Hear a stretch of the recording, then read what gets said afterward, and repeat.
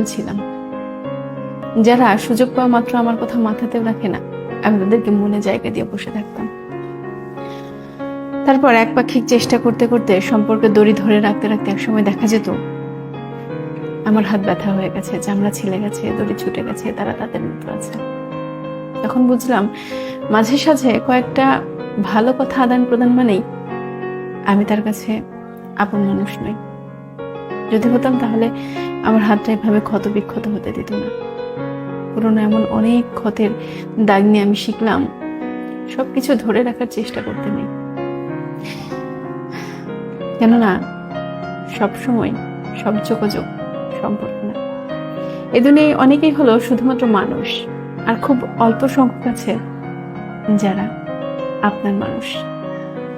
শত জনের মাঝে চেপে চুপে নিজের একটা জায়গা খোঁজার কি খুব দরকার আছে, যেখানে কেউ পুরো একটা আকাশ দিয়ে বসে আছে।